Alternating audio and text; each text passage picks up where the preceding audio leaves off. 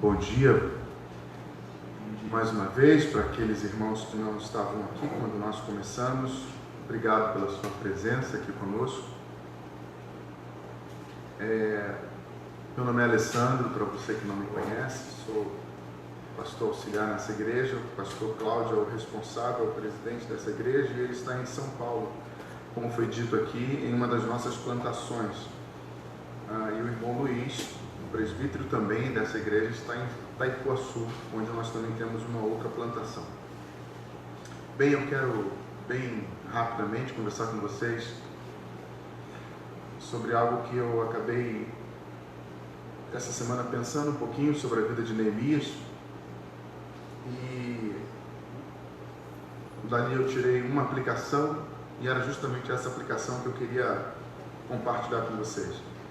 Mas deixa eu só deixar vocês a par um pouco sobre essa história. No livro de 2 Crônicas, existe a história do rei Salomão, onde ele começa uma jornada ali de construção do templo de Jerusalém. Só que séculos depois, esse templo ele é destruído pelos babilônios,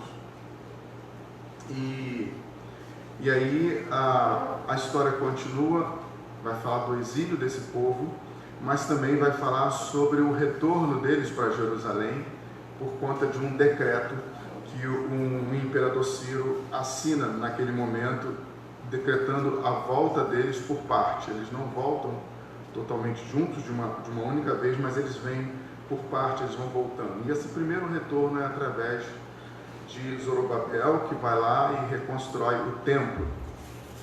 Depois vem Esdras e reconstrói o culto em Jerusalém. E aí fica faltando então a figura desse homem que nós vamos falar um pouquinho, que é sobre Neemias, que ele vem e reconstrói os muros daquela cidade. Fica faltando algo ainda naquele cenário ali de destruição.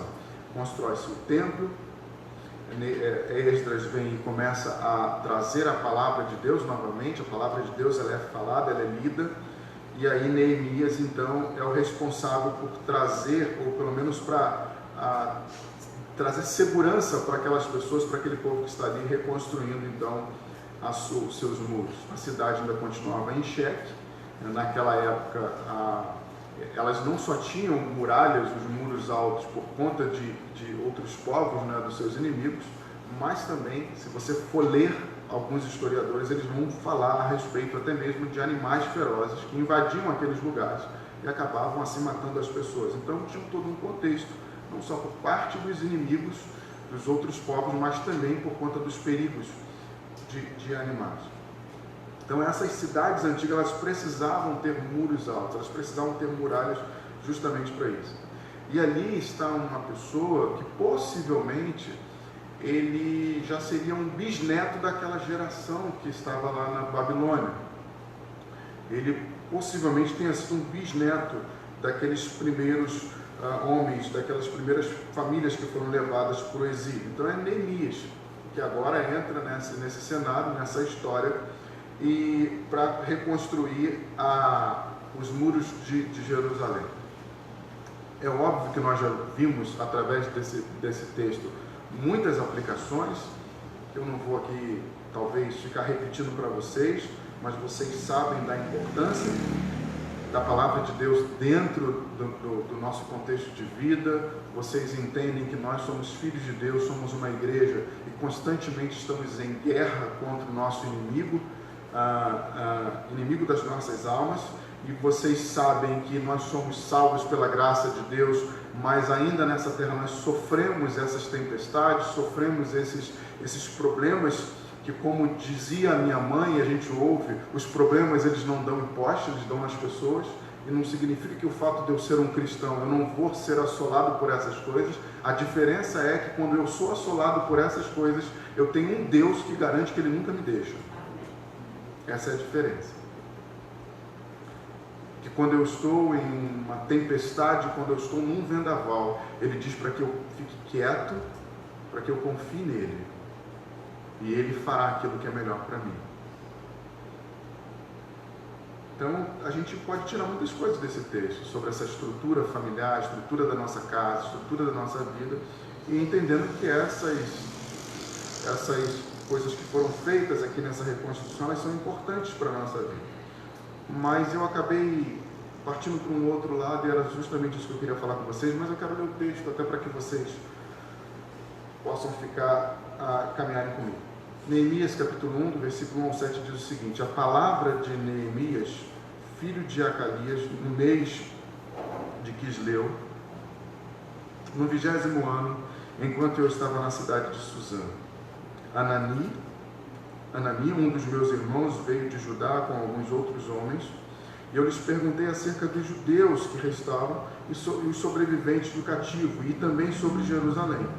E eles me responderam: aqueles que sobreviveram ao cativeiro e estão lá na província passam por grande sofrimento e humilhação. O muro de Jerusalém foi derrubado, as suas portas foram destruídas pelo fogo. Versículo 4. Quando vi essas coisas, sentei-me e chorei. Passei dias lamentando, jejuando e orando ao Deus dos céus. Então eu disse: Senhor Deus dos céus, Deus grande e temível, fiel à aliança e misericordioso com os que amam e obedecem os seus mandamentos. Que os teus ouvidos estejam atentos e os teus olhos estejam abertos para ouvir a oração que o teu servo está fazendo dia e noite diante de ti em favor dos teus servos, o povo de Israel. Confesso os pecados que nós, os israelitas, temos cometido contra ti. Sim, eu e meu povo temos pecado contra ti. Agimos de forma corrupta e vergonhosa contra ti. Não temos obedecido os mandamentos, os decretos e as leis que deste ao teu servo Moisés. Vamos orar? Senhor, nós te agradecemos pela tua misericórdia, pela tua graça derramada sobre nós. Que o Senhor nos conceda discernimento, que o teu Espírito ilumine a nossa mente, para que possamos receber hoje aquilo que o Senhor tem para os nossos corações através da leitura da tua palavra. Em nome de Jesus. Amém. Amém. O livro de Neemias, se você for buscar algumas coisas a respeito, muitos autores vão usar o livro de Neemias para falar sobre liderança, sobre estratégia, e há uma série de livros voltados para isso, para estratégia, para liderança, para alguém que soube agir diante de uma situação e com muita sabedoria ele conseguiu se organizar para fazer algo. Então você vê muito isso, pessoas usando o livro de Neemias, tratando sobre estratégia, sobre liderança. Neemias era um homem que tinha tudo para não se preocupar com Jerusalém. Ele não precisava se preocupar com aquele povo, ele não precisava se preocupar com nada daquilo. Ele tinha tudo para não fazer nada. Ele podia continuar a vida dele. Ele podia continuar sendo quem ele era. Ele podia continuar exercendo o seu papel de copeiro do rei. Ele podia continuar sendo um cara muito bem visto, um cara de confiança, um cara que vivia na corte, que vivia do lado do homem que mandava. Ele não precisava se preocupar. Como eu disse para vocês, ele não nasceu em Jerusalém, ele era de uma geração bem mais para frente. Então, mas tudo muda quando Neemias, ao receber a visita de algumas pessoas que aqui parece fazer parte até da sua família, tudo começa quando ele faz uma pergunta. Ainda que ele não tenha nascido lá, ainda que ele não tenha vivido tudo aquilo que aconteceu, esteja num outro momento da vida dele, ele faz uma pergunta que é crucial para a tua vida. E melhor do que uma pergunta bem feita, é uma resposta, irmãos. cheia de verdade e sinceridade. Melhor do que uma pergunta bem feita é uma resposta cheia de verdade e sinceridade. Porque quando a resposta ela vem permeada de verdade, sinceridade e transparência, permite a pessoa que fez a pergunta ser um instrumento de Deus ou tocado por Deus para fazer algo. Se aquele homem, se aquelas pessoas que estavam ali falam para Neemias que está tudo bem, que ainda que tivesse um caos, mas está tudo sob controle, tudo tranquilo, estamos levando a vida, o que está acontecendo lá acontece com todo mundo, está tudo normal. Neemias talvez não tivesse a atitude que ele teve, mas a postura dele de se preocupar, querer saber algo do que estava acontecendo lá, ajudou com uma resposta extremamente sincera e verdadeira. Eu quero frisar essa parte aqui porque é muito ruim quando você lida com pessoas em que você ora a Deus e pede para que de fato você seja um discípulo dele, você seja alguém que possa exercer esse amor, essa misericórdia, uma vida de oração, uma vida de jejum, uma vida de sacrifício em prol de uma situação. Quando essa pessoa na qual você, por algum motivo, fez uma pergunta, ela não é sincera com você. Ela não diz para você de fato o que está acontecendo. Ela não diz para você como ela está vivendo. Olha, eu estou em dúvida sobre algumas coisas. Eu não estou sabendo agir aqui. Eu tenho estado com dificuldades no meu relacionamento, eu tenho tido dificuldade na minha vida de fé. Olha, a minha vida de leitura da Bíblia, ela não está legal. Você pode orar por mim? Olha, senta comigo aqui, deixa eu te falar um pouquinho sobre o meu dia. Eu sou muito tentado a ficar diante da televisão, eu sou muito tentado a ficar diante das mídias. Olha, eu estou vivendo um tempo muito difícil, será que você pode me ajudar? Eu estou para tomar uma decisão e eu não estou sabendo como tomar. Você pode me ajudar? Você pode orar por mim? A questão é que quando hoje nós fazemos uma pergunta uns para os outros, a resposta é que está tudo bem. A impressão que dá é que nós temos a segurança de que o problema é meu, eu que resolvo. Se eu estou vivendo assim ou assado, eu vou, de alguma maneira, resolver isso.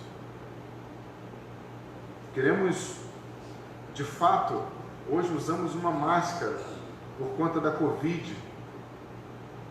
Mas muitos de nós, irmãos, muitos de nós já usamos máscaras há muito tempo. Muitos de nós, infelizmente, quando isso tudo passar e nós pudermos tirar essa máscara, muitos de nós vamos continuar de máscara. O bom é que Deus conhece todo o nosso interior. Deus conhece tudo da nossa vida. E lembre-se que quando você tem uma atitude de não ser sincero na sua resposta e ser verdadeiro, você está indo contra uma ação de Deus na vida de alguém para te ajudar. Na vida de alguém que pode ser um instrumento na sua vida, na minha vida. Mas a gente acaba, de alguma maneira, impedindo isso ou retardando essa postura de ajuda. Neemias estava muito bem instalado. Neemias estava muito bem instalado. Falava fluentemente a língua daquele lugar. Como diz o texto, ele era copeiro do rei. Talvez para mim e para você hoje, copeiro seja algo simples, né? Vem à tua mente a imagem de uma pessoa trabalhando talvez numa cozinha ou numa copa de uma grande empresa, servindo o cafezinho, a água para uma reunião, para uma pessoa que chegou até ali. Talvez essa seja a visão que você tenha de copeiro e que de fato hoje nos nossos dias é isso mesmo. Mas naquela época, vocês sabem disso, era uma responsabilidade tremenda. Neemias não só servia café, água, mas a Bíblia diz que ele também era responsável por provar a comida do rei e a bebida antes que ele comesse ou bebesse. Porque era comum naquela época, era normal ter muito assassinato de reis por conta de envenenamento. Então era importante, a figura dele era muito importante, ele exercia um cargo de confiança, ele colocava a vida dele em risco por conta do rei. Ou seja, se alguém quisesse matar o rei, ele seria o primeiro a morrer. Sabe quando alguém bate palma lá na sua casa, ou quer entrar na sua casa, quem é o primeiro que aparece no portão caso você tenha um animal? O gato ou o cachorro? Você já conhece essa história do gato e do cachorro, né? Prefiram ter cachorro, gente. O gato vai estar lá dentro da sua casa, no sofá, esperando tudo passar. Mas o cachorro não, de cara ele já vai lá dar a cara. Ele já corre pro portão, ele é o primeiro a tomar um tiro. Então, assim, Neemias é o cara que ele se coloca à disposição para salvar a vida do rei. Então não é um simples copeiro. Então, comecem a perceber que alguém que tem um coração disposto a servir, ele serve a todo momento. Ele se preocupa o tempo todo. Ele não está acomodado com a sua vida, ele não está tranquilo com a vida que leva. Por mais que ele tenha uma estrutura à sua volta, ele está sempre incomodado. Ele está inquieto o tempo todo, olhando para as pessoas, olhando à sua volta, aquilo que Deus está querendo fazer. E ele está querendo se colocar ali para, olha Deus, eu estou aqui, eu estou aqui, eu estou aqui.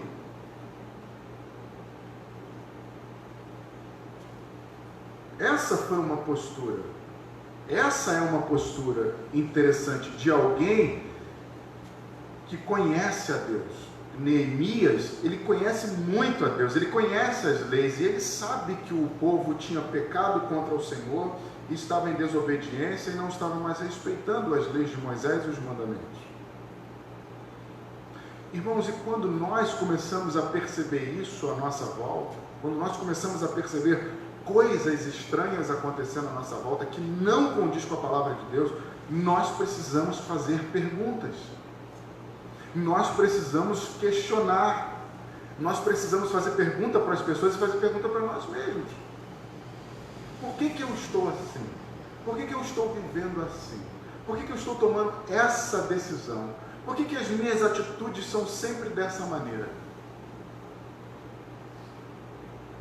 Por quê? Por que faz tanto tempo que eu vou à igreja? Será que o tempo que eu vivo o Evangelho, o tempo que eu vou à igreja, ele é proporcional àquilo que eu percebo Deus agindo à minha volta, na vida das pessoas, através da minha vida? Precisamos fazer essas perguntas. Me inquieta algumas coisas na minha casa quando eu percebo que não reflete o Evangelho. Me inquieta. Me tira o sono, irmãos.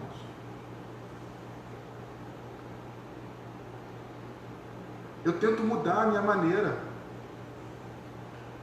Acho que eu já comentei isso aqui para vocês. Às vezes eu estou estudando, estou lendo, e tem que ler mesmo. E tem livros que você lê porque tem que é obrigado a ler. Mas naquele momento ali eles não falam do que você está vivendo. São extremamente livros que geram conhecimento, porque você precisa conhecer para determinada situação. Mas irmãos, eu falo, Deus, faz eu parar. Porque eu preciso voltar os meus olhos para algo que está acontecendo. Nós vivemos o tempo todo, irmãos, uma luta. E nós precisamos ser sábios nesses momentos. Não adianta eu ler um livro e poder falar desse livro para as pessoas, e naquele período de leitura, uma parte da minha vida, uma parte da minha casa, uma parte do meu relacionamento, enfim, seja ele qual for, ele sofreu uma destruição, ele sofreu um ataque. E eu vou continuar mantendo ali o meu ciclozinho direitinho, porque eu tenho que terminar? Não. Eu tenho que parar, eu tenho que abrir mão desse conforto em algum momento, eu tenho que abrir mão dessa vida que eu estou vivendo, porque tem coisas acontecendo à minha volta. Tem coisas acontecendo à minha volta. É isso que me chamou a atenção quando eu estava lendo essa parte do livro e olhando um pouquinho para a vida de Neemias. E aí, eu pensei num tema para mim mesmo. Isso foi para mim, irmãos. Eu disse o seguinte: sem entender o tamanho do dano, você não saberá o custo certo para a restauração. Se você não sabe, se você não para perceber o que está acontecendo, se você não para perceber o estrago que está sendo feito, você não saberá quanto que você deverá investir para reparar aquele problema. A questão é que o dano vem e nós vamos para cima dele para tentar reparar, mas nós não conseguimos repará-lo por completo. Nós não conseguimos trazer alívio diante daquela situação, porque nós não sabemos qual é o tamanho do dano. Nós simplesmente queremos ir lá e tapar uma brecha. Queremos resolver o negócio. Nós temos aqui irmãos que conhecem muito de obra dessas coisas. E geralmente quando você vê uma rachadura, você pode ter certeza que se você entende um pouquinho, você ia passar uma massa e botar a tinta por cima. Mas quando você chama um profissional, ele vai quebrar aquela parte ali, porque ele quer saber a origem daquela rachadura, onde que ela está, onde ela começa, o que ela pode causar. E aí sim, aí você vai saber como reparar o dano, porque você vai saber o que você vai investir para reparar aquilo, porque você sabe o tamanho do dano. E talvez muitos de nós estamos aqui reparando os danos sem um investimento correto. Sem um investimento correto. E por que esse dano toda hora ele aparece? Porque o investimento que foi feito foi pouco. E você vai ficar investindo o tempo todo aquela quantidade, reparando aquilo. Quando na verdade aquele dano requer de mim, de você, um custo muito maior. Muito maior. Se talvez você esteja hoje aqui passando por alguma dificuldade, lidando com algum pecado, que você não consegue vencê-lo, olhe para o investimento que você está fazendo para vencer esse pecado. Se você que está aqui é pai como eu, e busca ensinar os seus filhos no Evangelho, falar do amor de Cristo, ler a Bíblia com ele, se você percebe que isso não está causando um retorno satisfatório, veja se de repente não precisa de mais investimento. Irmãos, às vezes é necessário, antes de sentar com os meus filhos para ler a Bíblia, eu preciso orar, eu preciso jejuar.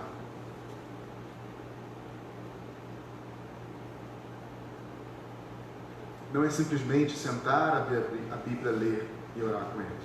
Eu preciso ter o meu momento de chegar diante de Deus e pedir Deus para me guardar, pedir Deus para me ajudar, pedir Deus para fazer um milagre na vida do meu filho, na vida da minha filha. Não é simplesmente lá ler a Bíblia e ensinar para ele o significado daquele texto.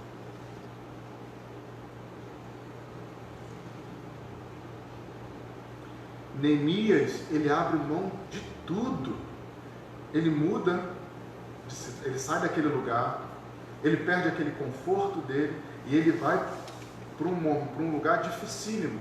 Ele vai para a guerra. Ele vai para a guerra. E era isso que eu estava querendo hoje compartilhar com vocês. Muito simples. Muito simples. Mas que vocês hoje saiam daqui com a seguinte orientação: identifique o problema para que você possa saber qual é o tamanho do investimento que você vai ter que fazer. Quando Neemias pergunta, e as pessoas dão para ele um relatório, o que Neemias fez, irmãos? Isso já está muito, vocês já conhecem de qual é salteado. Neemias ora, Neemias chora, ele jejua. O mais interessante, aí é que vem a parte boa para mim e para você. Olha o que o texto diz. Versículo 6. Que os teus ouvidos estejam atentos e os teus olhos estejam abertos para ouvir a oração que o teu servo está fazendo dia e noite diante de ti, em favor dos teus servos, o povo de Israel. Agora ele vai se incluir. Confesso os pecados que nós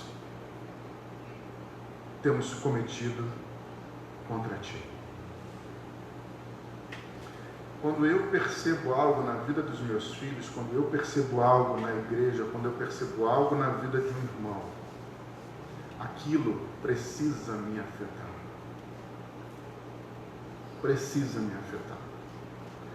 Aquilo, eu preciso sentir aquilo na pele.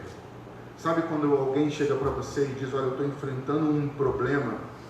Irmãos, se você não sentir na pele, se você não se juntar a ele para sentir aquela dor, você não será movido a fazer algo por ele. Confesso os pecados que nós temos cometido.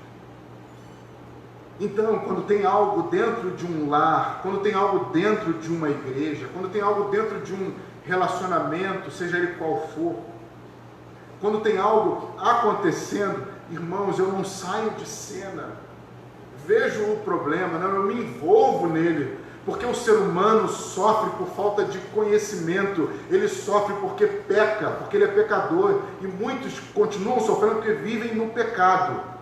E aí eu preciso me inserir nesse mundo de pecado, não para cometer o pecado, mas para sentir o que ele está sentindo.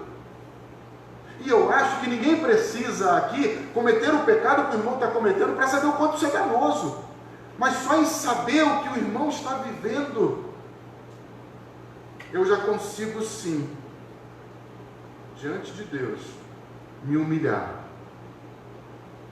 pagar um preço pela vida dele. Vou dar um exemplo aqui bem claro para vocês, e eu falo muito de família, porque eu tenho a minha casa como uma escola para que eu viva a minha vida. Sabe quando acontece... Deixa eu correr. Sabe quando acontece uma situação em que o casal vai lá e conversa e diz assim, você está percebendo fulano de tal? Eu não estou gostando da atitude dele. Aí a mulher diz assim, ele está parecendo muito contigo. O teu jeito. O que ele está fazendo é assim mesmo. Ou ao contrário, né? Quando conversa e o homem chega e fala assim, tá vendo? Faz igualzinho a você. Eu acredito que isso não deve acontecer na sua casa, mas na minha de vez em quando acontece. De numa conversa, dizer, olha, você tem que chamar para conversar, porque a atitude está parecendo muito com a tua. Então, hora que você reage assim mesmo. Tá bom. O que eu estou querendo dizer é que a gente precisa entender que não adianta eu sinalizar o problema se eu não me envolver e me colocar junto para resolver.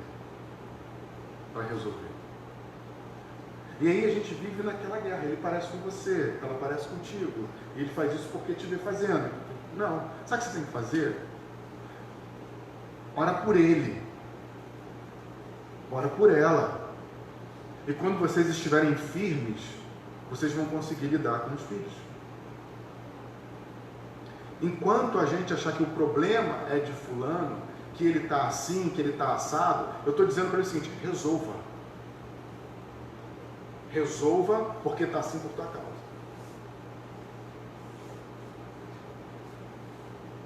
Você imagina você passar a sua vida toda achando que está tudo muito legal e que as coisas são reparadas de pouquinho em pouquinho e não se resolve. E aí não vai para frente, irmãos. O negócio não rompe.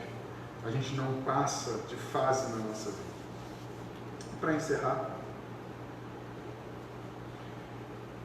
a gente sempre encerra chamando a atenção para aquilo que Deus fez por nós. Os músicos podem vir. a gente chama sempre a atenção para aquilo que Deus fez por mim, por você. Vocês acham que o dano que foi causado nas nossas vidas, ele foi pequeno ou foi grave? Muito grave, né, irmãos? O dano na minha vida e na sua vida foi grave demais através do pecado.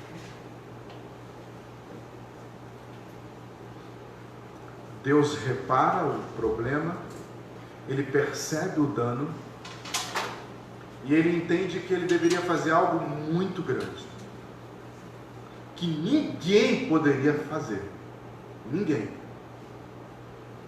E então Ele vai e envia Jesus Cristo.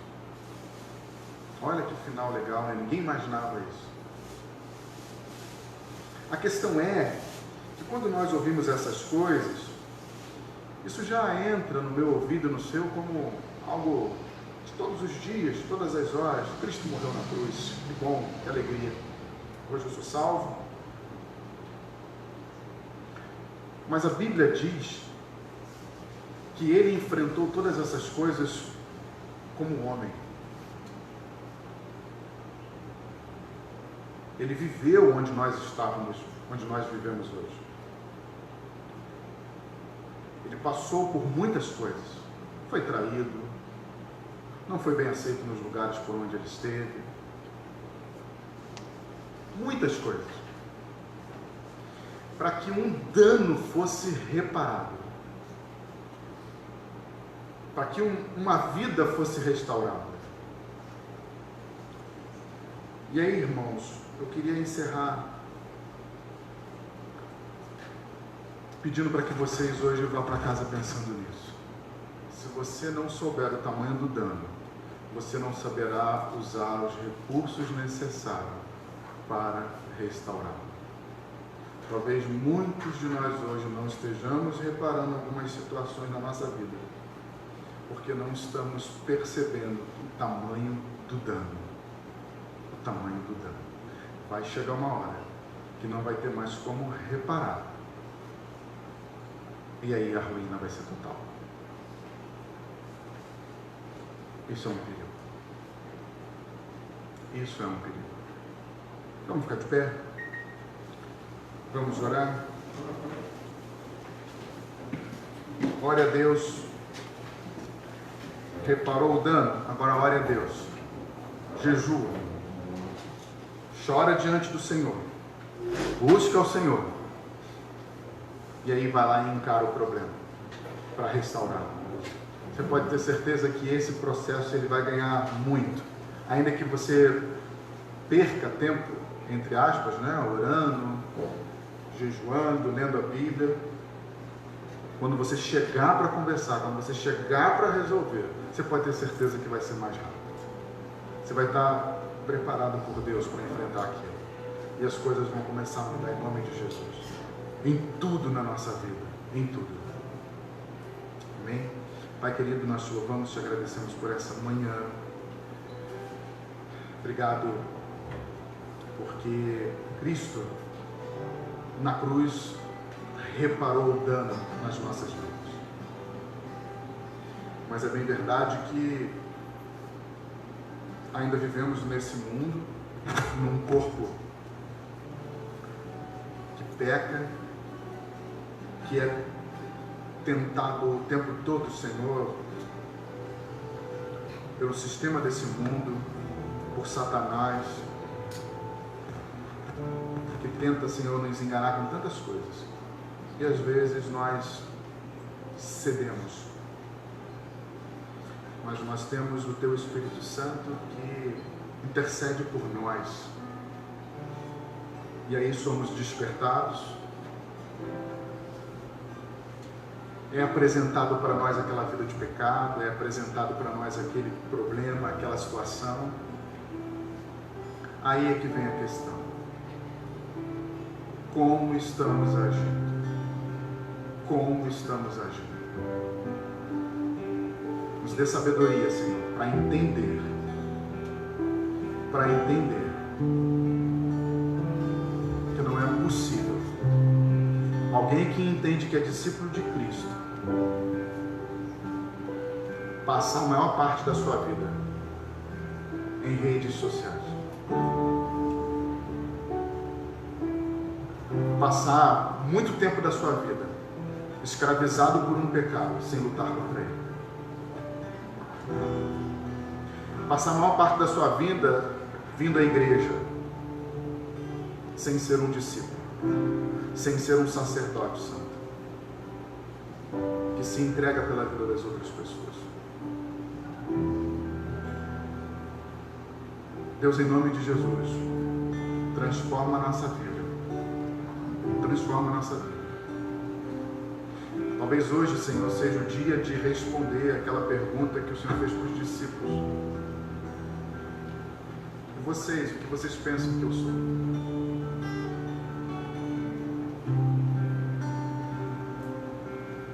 O que vocês pensam que eu sou?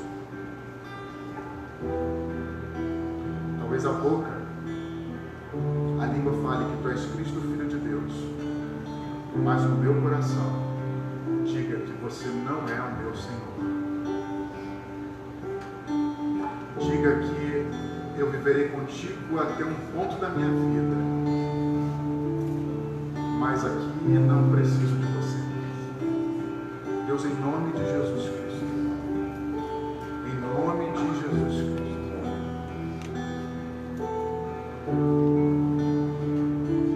enche o nosso coração de temor. Enche o nosso coração de temor, Senhor. Em nome de Jesus. Amém. Nós vamos cear. Os elementos vão ser servidos. Se você é cristão, está em comunhão com a tua igreja e com o Senhor, você pode pegar os elementos e cear a hora que você quiser. Nós não vamos te dar um comando. Você ora e coma. Em nome de Jesus. Podem servir.